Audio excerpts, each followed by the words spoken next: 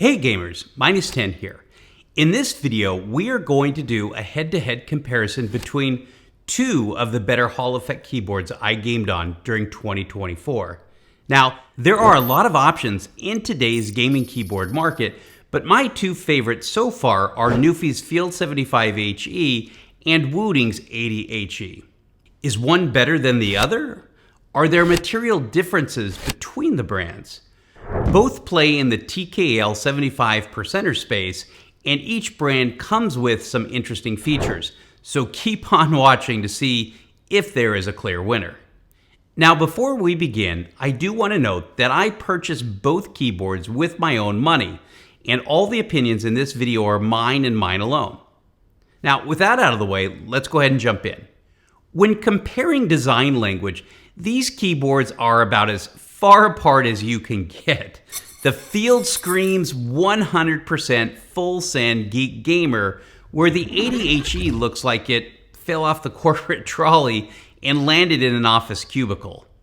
Now, what is a better design? Well, that's in the eye of the beholder, but I do appreciate the design choices that NuPhy did make. NuPhy took a risk with the Field75's handlebar, and it's a total winner. I rest my hand on this all the time and use the handlebar to connect my Field75. The profile switcher is another winner. Rather than remember a keyboard profile changer shortcut, gamers can quickly switch between profiles M1, M2, and M3. Lastly, NuPhy's Field75HE has 8 programmable G keys that can operate media controls, open apps, as well as several other quality of life shortcuts. The one calculated design where NuPhy landed a total whale is its innovative replaceable plastic feet blobs. I don't have a better word for them.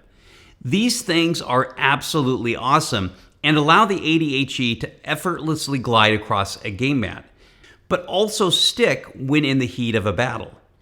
Outside of the keyboard's feet, well, Wooting's keyboard design, it's rather uninspiring. So, overall, if I had to choose one board just based upon design language, I would definitely go with the Field75HE. I mean, I'm a gamer and I want a certain flair with my gear. Build quality is as important of a feature as any, and here there is an absolute clear winner. I bought my 80HE with the PCR plastic and it just doesn't feel very good. In fact, the board has almost no internal support, and the PCR plastic is so weak, gamers can easily twist the 80HE body in their hands. I mean, I could even snap the 80HE with very little effort. Inside, Wooting uses a plastic plate that is held together by silicon gaskets, but it doesn't appear the internal case frame has any additional support. The typing experience is noticeably quieter than the Field75HE. However, when comparing the two, it doesn't feel like Wooting took much care to design the sound characteristics. Gamers can buy a sturdier 80HE in a zinc alloy frame, but this comes with a $290 price tag, and it appears the insides are the same. Although gamers will have to decide whether they like the sound that emanates from the hard aluminum plate, NuPhy does add additional foam layers to help soften with the pinginess of the keyboard sound. In addition, NuPhy argues that its Hall effect switches need a firmer mounting plate to ensure the switch's accuracy when changing the actuation and release points. Now, I'm not an engineer, but there is a ring of truth to this statement. Hall effect switches are all about precision. Now, this is an easy decision for me. The NuPhy Field75HE is just a better built keyboard with a higher level of quality. Now, if you're watching this video, you are most likely a gamer and RGB is near and dear to you. The 80HE wins this category hands down. Its north-facing RGB lights are mesmerizing. It's not even close. Whatever RGB engine Wooting uses to power its LED lights, it's nuclear and looks awesome on the desk. Now, on the flip side, NuPhy doesn't use shine-through keycaps, so the NuPhy Field75HE doesn't get that RGB pop right out of the box. To get RGB shine-through, gamers have to buy these from NuPhy, and that's a $24 add-on. I did buy the NuPhy shine-through keycaps, and they're okay. But if RGB is top of your list, the Wooting 80HE is a blazing winner. When it comes to RGB options via each keyboard's app, NuPhy IO or Wootility, both have several preset RGB patterns as well as the ability to customize the RGB layout. In my opinion, NuPhy IO, it's a bit more intuitive, but not by much. Both the Wooting 80HE and the NuPhy Field75HE come with PBT double shot keycaps, and NuPhy's Captain of the Bridge caps are a great feeling keycap that feels quite grainy. For long typing sessions, the Captain of the Bridge keycaps have a pleasant feel to the fingertips, but do note these are not shine-through keycaps. The Field75's shine-through keycaps do let the RGB through, but gamers trade a textury feel for a smooth-to-the-touch keycap. It's a tough trade. The 80HE's keycaps have a more texture feel and come stock with shine-through. It really does let the 80HE's RGB pop. On this point, the Wooting 80HE's stock keycaps, well, they're just better. Now, the underlying star of the HE Tech Show are the switches. Wooting uses the Lecker branded switches, and gamers can buy either the Lecker L45s or the L60s. I ordered mine with the Lecker L60s, which is a heavier switch. Now, magnetic switches' actuation points are measured in centinewtons, but the L60s, well, they feel like a 50-gram switch. Now, this is pure guesstimate for sure. For NuPhy, the Field75 comes with its stock magnetic whites or the magnetic jades for $25 more. Ultimately, the feel of either switch is pretty lackluster, and this is one of the weakest areas of magnetic switches. They all feel the same, and are missing that physical character that comes with legacy mechanical switches. Now, then again, gamers are buying HE boards for their speed, not the switches feel. Unless a gaming company can really define what the differences are between their switches, I think gamers should realize that magnets are magnets, regardless of the brand. When considering HE keyboards, the switches are, by and large, going to perform at a similar level, so the other keyboard design aspects become more important. As I enjoy the overall, more quality feel of the Field75HE keyboard, I'm going to give this category to NuPhy. Hey, if you're finding this video review helpful, I'd really appreciate a like on the video as well as any comments below.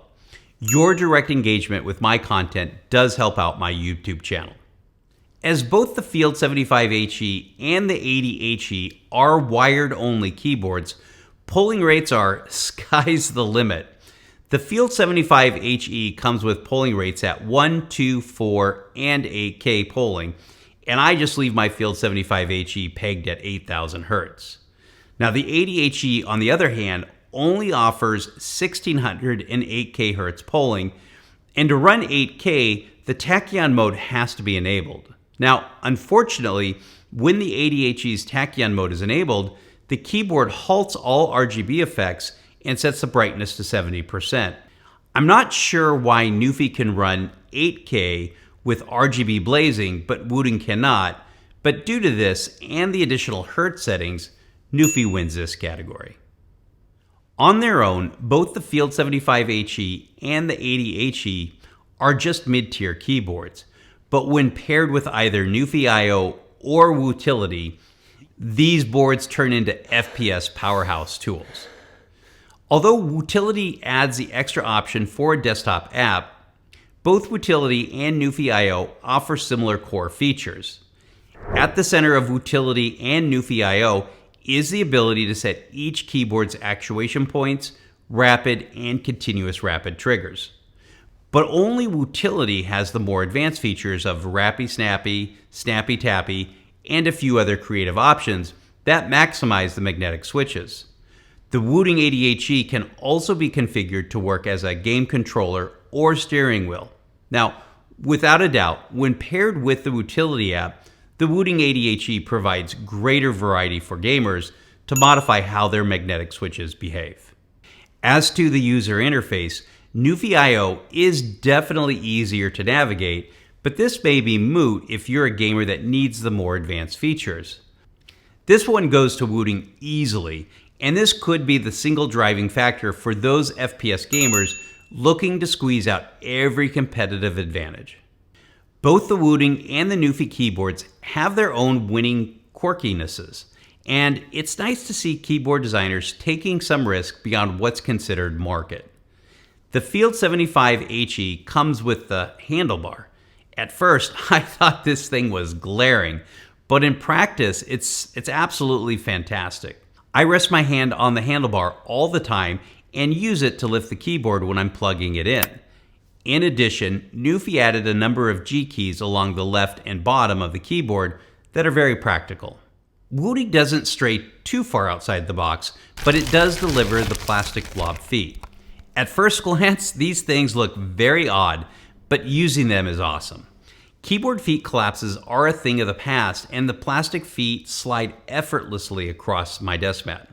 The LED bar light along the right side of the 80HE does provide a few indicator options such as caps lock, along with a rather nice splash of RGB. Either way you go, both Wooting and NuPhy took some winning design risks with their keyboards. When it comes to pricing, the Wooting HE is definitely priced at a sizable premium over the NuPhy Field75HE. At $200 for the stock Wooting 80HE, this is an expensive HE option, and as noted before, the 80HE's build quality feels noticeably inferior to the Field75HE. If you're a gamer looking for solid value, NuPhy's board wins this category easily at a list price of $150. So, to wrap this up, both NuPhy and Wooting deliver very interesting Hall effect gaming keyboard solutions. Both are fantastic FPS gaming keyboards, and you really can't go wrong with either. For me, I'm going to game on the NuPhy Field75HE due to its better build quality, media keys, and I only really need rapid trigger. However, if you want more advanced magnetic switch capabilities of rappy, snappy, snappy, tappy, a Wooting keyboard is your only real option. Stay tuned to this video for a sound test of both the Wooting 80HE and the NuPhy Field75HE. Thanks for watching.